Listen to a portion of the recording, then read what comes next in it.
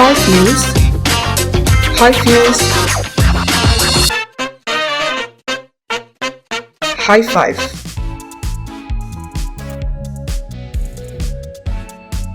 Hai sahabat Kompas.com, High Five kembali lagi dengan berita dan informasi terpopuler hari ini. Dan inilah 5 berita terpopuler edisi 20 September 2022.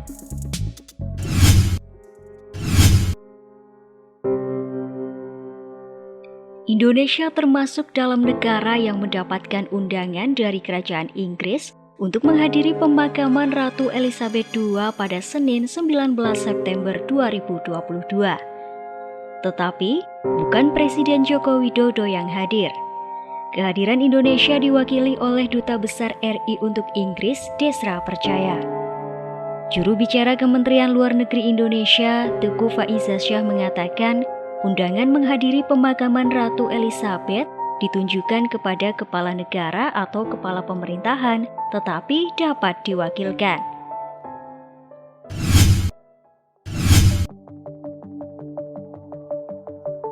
Rusia dan China sepakat untuk memperluas kerjasama keamanan antara kedua negara. Kerjasama tersebut merupakan tujuan utama kebijakan luar negeri Moskow dalam waktu dekat. Menurut Sekretaris Dewan Keamanan Nasional Rusia, antara Rusia dan China perlu meningkatkan kesiapan lebih besar untuk mengembangkan kerjasama. Hal itu bertujuan untuk melawan ekstremisme dan upaya asing yang mengikis tatanan konstitusional kedua negara.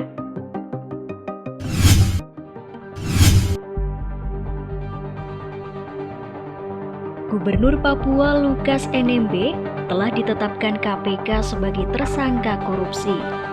Ia terjerat kasus dugaan gratifikasi 1 miliar rupiah. Menteri Koordinator Bidang Politik, Hukum, dan Keamanan Mahfud MD mengungkap, ada juga beberapa kasus lainnya yang kini masih terus didalami. Di antaranya berkaitan dengan dana pengelolaan Pekan Olahraga Nasional hingga dugaan pencucian uang.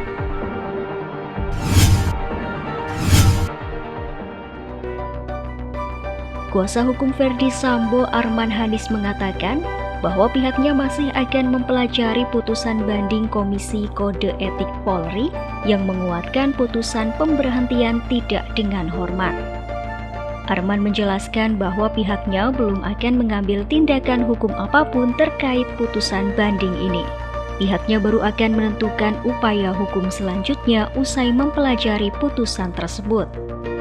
Diketahui Polri menolak permohonan banding Verdi Sambo terkait pemecatan pada Senin 19 September 2022. Dengan demikian, Sambo resmi dipecat dari instansi Polri.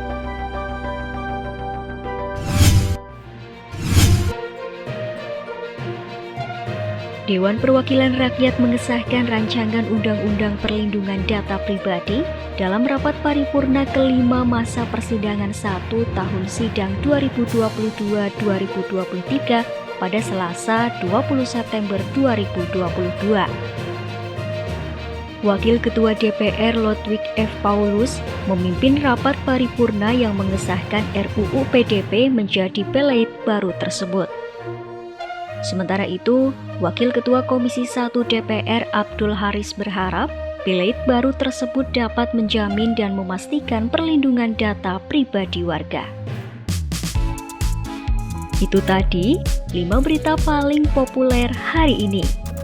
Kompas.com, jernih melihat dunia.